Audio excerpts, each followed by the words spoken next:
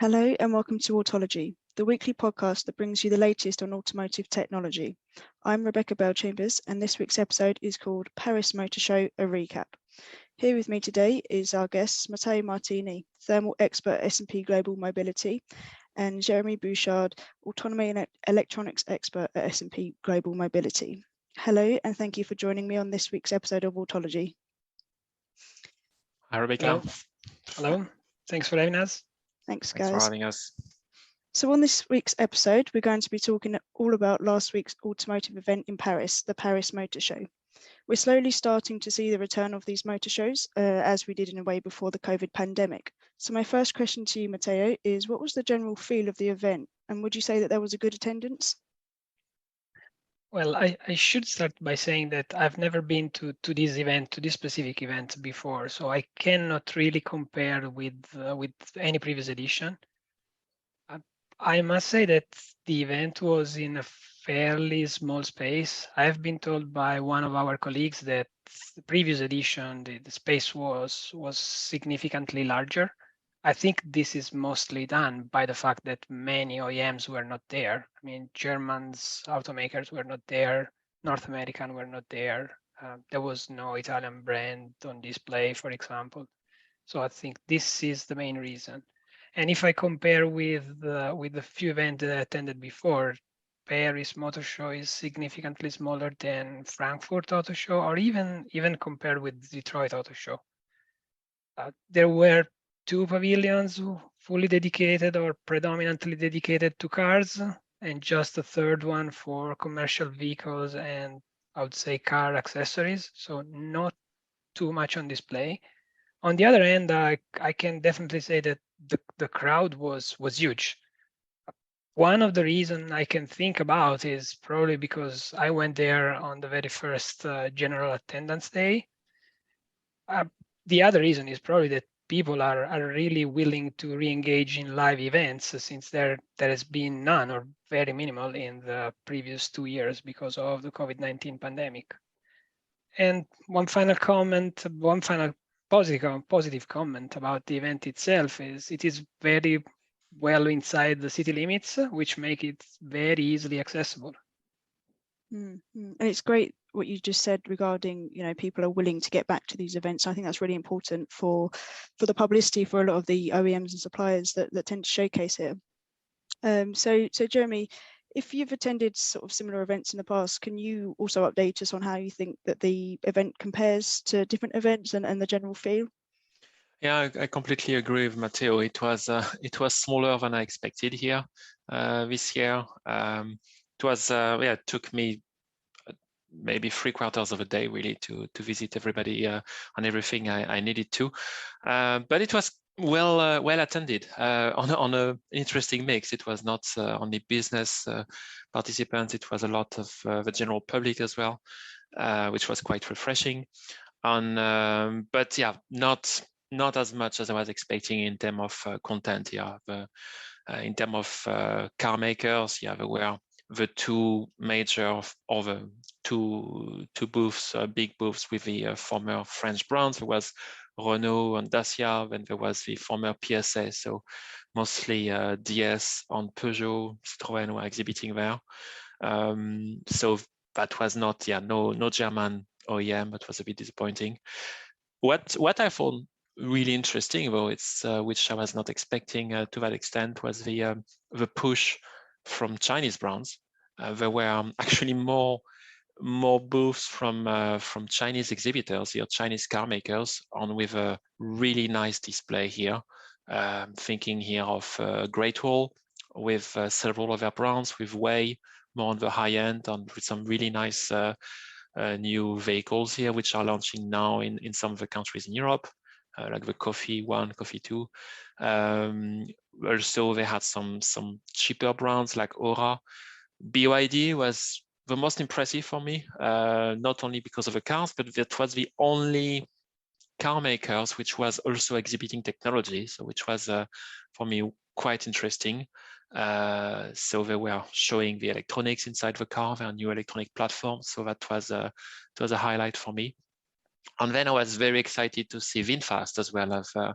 I've read a lot about VinFast before as a new player, as a new car maker coming from Vietnam, and it was nice to see them there. But I didn't realize actually they were making such a push here in Europe, opening displays all over Europe, and with quite techy cars, but affordable cars still, for considering everything which was in there. So it was still interesting. I mean, I thought, especially seeing that the Chinese brands were pushing here, are not really pushing with low price. I didn't see anything very cheap here from these Chinese brands, but with a high technology content here. All EV models, but with a lot of autonomy, infotainment features. That was interesting. Mm-hmm, mm-hmm. And just on that note that you made, all EV brands, Matteo, I was going to ask you this from the event. Would you say that there was a clear dominance of electric and hybrid vehicles on display? And were you surprised by any launches of ICE vehicles or anything like that? Well, actually, yes, there was a clear dominance of battery electric vehicles at the event, or if not only battery electric vehicles, the majority of what was on display was at least plug-in hybrid or hybrid. At the same time, quite interesting, Dacia. Of course, it's sort of a low-cost brand, so probably appealing to a different consumers. They were still displaying 2 internal combustion engines at the event. One LPG powered, or LPG and gasoline powered internal combustion engine, and an hybrid engine on display, which will premiere on 2023 Dacia Jogger. So in that sense, there was still a bit of push from the internal on the internal combustion engine side. Everything else was definitely dominant on hybrid and battery electric vehicles. I mean, just a few were hybrids. Of course, Peugeot had a few hybrids on display. BYD too. I was surprised by that. I thought that BYD was significantly pushing only on battery electric vehicles, but instead they had BYD N on display, which is a plug-in hybrid. So yes, majority of battery electric vehicles. A couple of interesting diversions on these themes is fuel cell electric vehicles. I mean, there were 2 brands exclusively fuel cell, and none of them are already on sale with hybrid vehicles, but they were both presenting hybrid only vehicles. Hydrogen powered only vehicles. One called Opium, which was quite kind of interesting because it had a very minimalistic stand with a very noticeable ambient sound in the background, presenting a very luxurious E-segment concept sedan.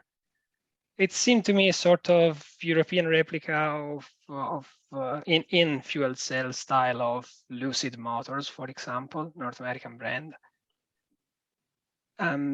The other brand is called NAMX, which was totally unknown to me. They were presenting a sort of special technology or interesting technology to refill hydrogen instead of, in parallel to the tank. They are promoting a sort of capsule to refill the car, so you can simply replace capsules. And what they say is, through using these sort of capsules, each of them providing you something like 50-kilometer range, and you can use up to 6 capsules for each car. You can have access to hydrogen filling station in any location, even in remote locations, because this sort of capsule refilling station is pretty cheap and can be installed almost anywhere, and it generates its own hydrogen in a fairly simple way anywhere. Okay, that's a really interesting concept actually to hear about. Yeah. Um, And I really liked the display by Hopium, like very minimalistic, as you said, just one car on a fairly big booth here, but they attracted a lot of attention, and it was really a beautiful car. So they didn't display much about the technology inside, but they definitely caught the attention of the public and of the press, I think. oh, that sounds great. It sounds like a very effective business strategy there then. Yeah. So Jeremy, did you see anything interesting in the autonomy domain? So on the autonomy domain, not as much. I mean, it was definitely not like going to CES here, for example. Most of the technology put in front here was really electrification.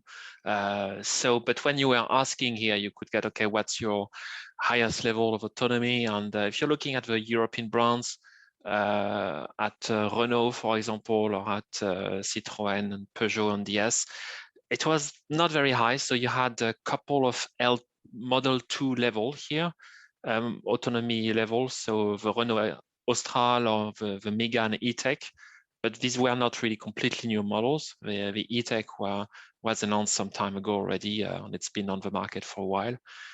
There was no L2 Plus on display, so no car where you actually can take the hands off the steering wheel, which is when it really starts to become interesting. So there was no car from Renault, no car from DS or Peugeot like this.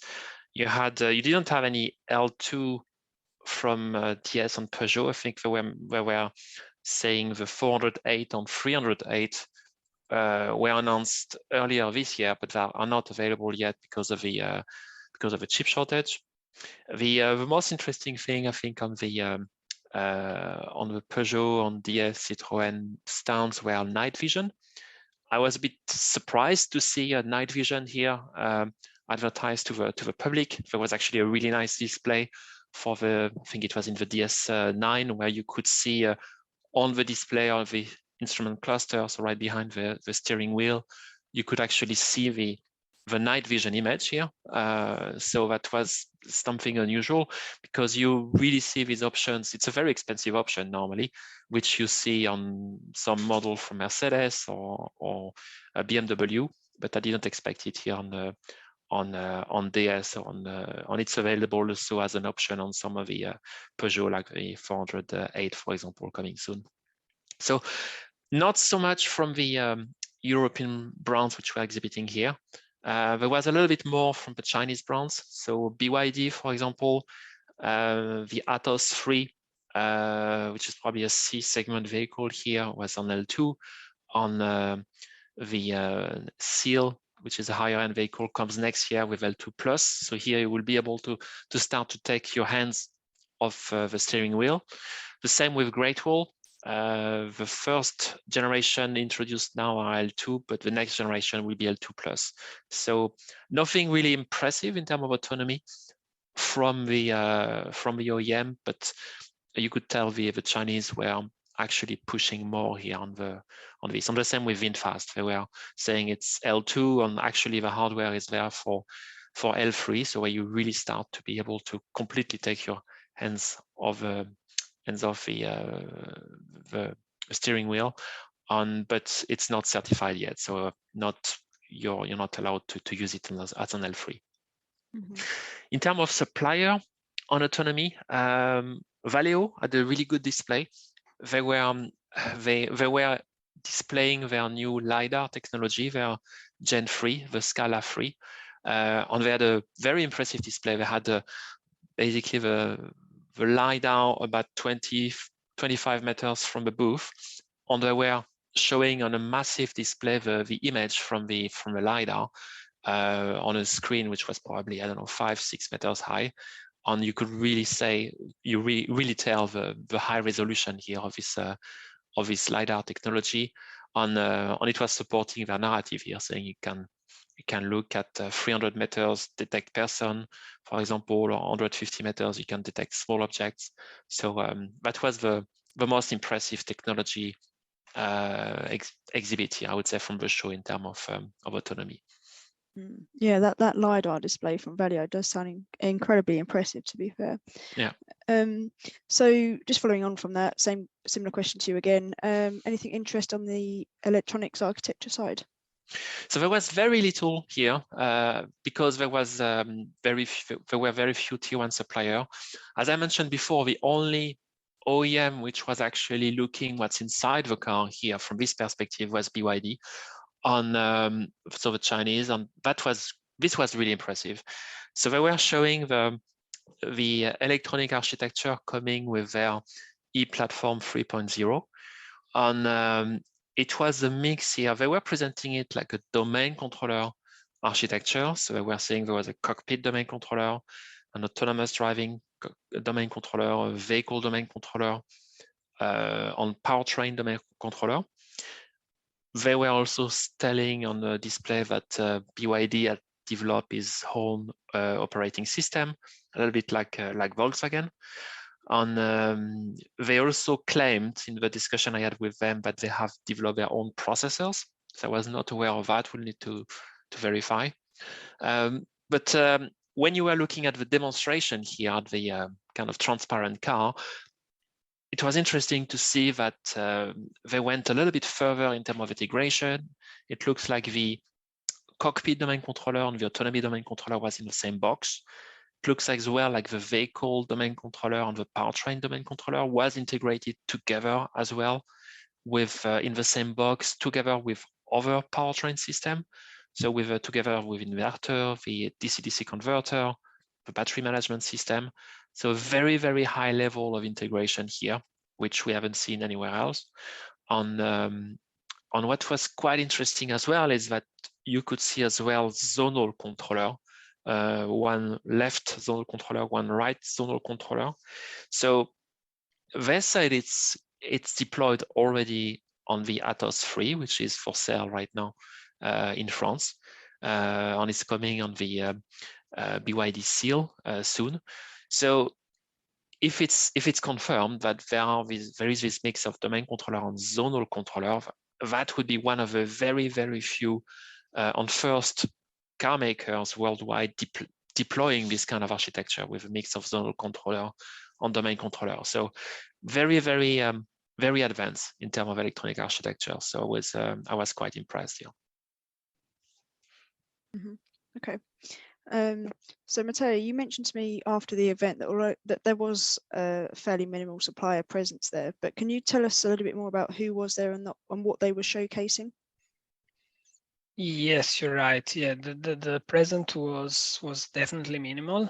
On the other end, Valeo was there with a pretty large stand just in front of the entrance, so it was very, very visible. And they had quite a few interesting technologies on display. Quite funnily, Jeremy just mentioned the LiDAR that they were on display. I was so focused in looking into their thermal solutions that I didn't even notice they had a LiDAR on display.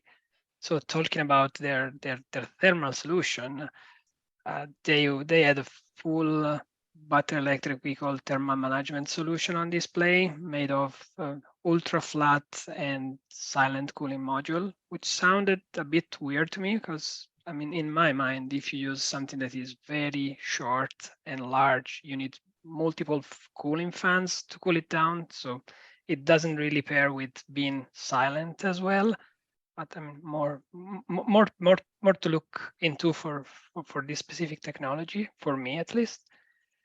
They had a smart heat pump system already in production on ECMP, and this is probably a step further. More compact unit, possibly using CO2 refrigerant for its environmental friendliness. Surface heater integrated into the cockpit to minimize the use of energy needed to warm up the cabin in winter condition and to enhance driving range. So a few interesting bits from their stand predominantly. There were a few other suppliers. Plastic Omnium were there, but fairly small stand, sort of confined in Pavilion 3, which was, I mean, I would say, say less relevant. I mean, smaller and kind of sort of separated from the main event itself. Over there were also a couple of fuel cell propulsion system suppliers, one called Evia and the other one called Symbio. Second one is, if I'm not mistaken, main partner of Renault on this specific technology. They had very similar fuel cell system, very similar fuel cell architecture, on the same trend as Toyota or what Hyundai does. So not too much of an innovation, but at least there were a few fuel cell systems on display over there as well. Then the rest of the suppliers at the event were predominantly not traditionally automotive suppliers. Like there were a charging solution corner with plugs and systems to recharge your electric vehicles. There were financial providers, insurance providers, leasing companies, and sort of alternative mobility solution providers. One that caught my attention is called Mobilize, sort of multi-platform provider. I don't even know if it is considered a supplier. I mean, it's not necessarily a supplier. Is a mobility solution provider, more a provider than a supplier. They have a full lineup of different vehicles, from a micro EV to a taxi car and last mile delivery solution. All of them are not for sale, but it shows that automotive industry is evolving into different direction from how we think about the automotive in a traditional way. Mm-hmm. Okay, so I know you've obviously mentioned what Valeo was showcasing at this event, but was there anything else from the thermal domain perspective that's worth talking about? Yeah, a few other innovation. One that it's not related to a supplier, it's related to the OEM, same that Jeremy mentioned. BYD had e-platform 3.0 on display, fully explained, which is equipped with heat pump system with integrated thermal module. It's a very modular platform.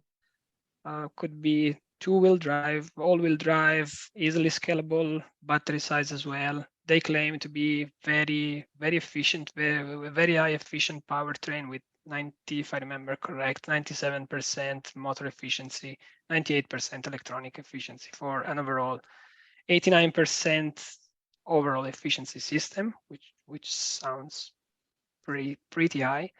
And they had also BYD Atto 3 on display over there, which is equipped with this specific platform. And of course, while browsing through the auto show, I was mostly taking a look into AC control panel, which is what you can see from a car without going into the engine hood or propulsion hood into electric vehicles. In that area, I didn't notice very relevant innovation. Most of the vehicles were equipped with control panel integrated into the main display, which is kind of already usual. In addition to that, most of them have what I call safety buttons in the dashboard. I mean, safety button to activate maximum air conditioning or defrost and demisting without having to browse through the display.